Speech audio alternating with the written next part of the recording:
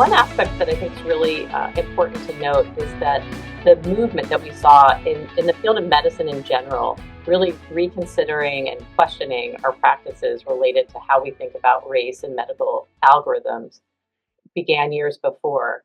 And one point to highlight is it was really sparked in part by the reflections of medical students and early career trainees. There's an article published in the New England Journal called Hidden in Plain Sight. And that's a reflection, actually, of medical students as they went through the rotations, noticing that race was in several different algorithms in OBGYN, in nephrology, or how we assess kidney disease, in cardiology, and in one of the areas included in how we interpret lung function. And so those types of really heightened awareness led the American Thoracic Society and other professional organizations to realize that we needed to convene and really think about the historic precedent and why we came to be considering race and lung function. Was it necessary? And review the scientific evidence in a rigorous way.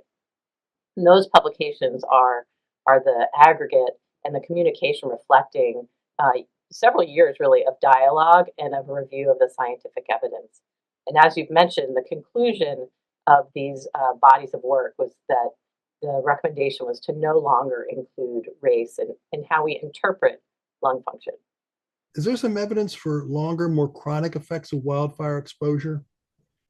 Unfortunately, there are, and we have to be very mindful of them. And it's one of the reasons why we have to be so careful, not only during the fire, but also afterwards in our exposure to those areas.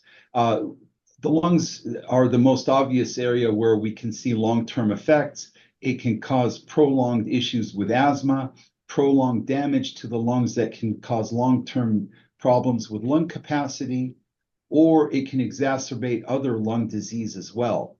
It can also affect the heart and the other organs in the body long-term. There are studies that have shown an increase in the amount of heart disease and the number of deaths from heart disease and lung disease long-term after exposure to these wildfires and the chemicals and particles associated with it.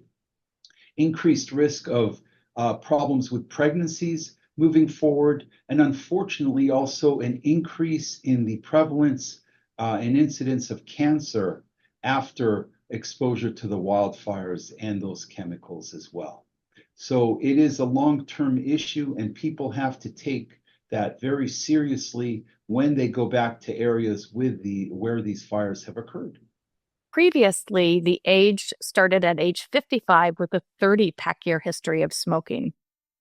And the reason why the USPSTF and CMS changed their criteria, decreasing the age to 50 and decreasing pack years to 20, is that it was under-selecting large populations that are at high risk for individuals. They were under-selecting high-risk individuals, mainly being women and those of different races, such as African Americans, who tend to smoke fewer pack years. So with that, I think it's really important for us to understand the criteria that it was and where we are right now. And what's important about the USPSTF criteria is that it is covered by insurance without any cost sharing under the Affordable Care Act and under Medicare. So it eliminates the financial barrier to screening. And that's a really important point. Both short-term standards, in other words, looking at acute effects of air pollution exposure over short periods of time, and the cumulative effects of exposure day after day after day, and the long-term standards. For example, with the short-term standards, children with asthma will get reactions to the pollution it causes. Especially, for example, fine particles and ozone will cause inflammation in their lungs. And that can lead to an exacerbation of their asthma, causing them to have to use their rescue meds. But then in the longer term, it can actually give disease to form. In other words, for example, asthma, the recent studies looking at the Children's Health Study in California found that children who live near trafficked areas with higher nitrogen oxides and ozone levels and fine particles had a higher rate of getting asthma. So there's both the long-term cumulative effects of creating new disease and then the acute effects of worsening and exacerbating the disease in the short term.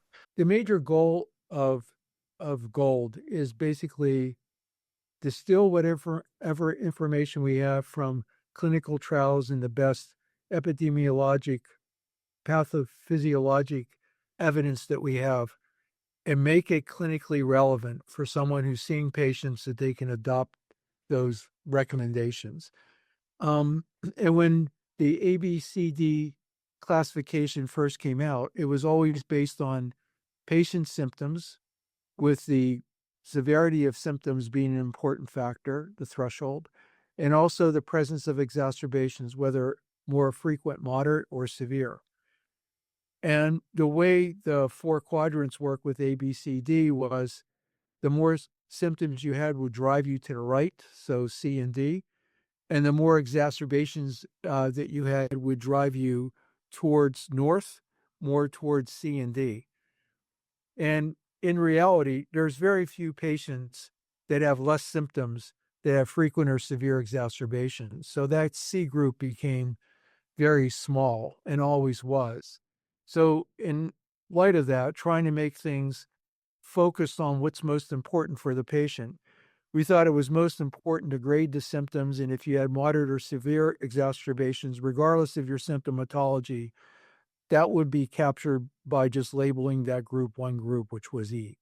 So it was a point of the practicality of not many patients are asymptomatic or very low symptom burden with frequent, moderate, or severe exacerbations, and trying to make something that was more clinically relevant to the practitioner. Just what you said, Dr. Rizzo, is so important. We used to think everything was sterile.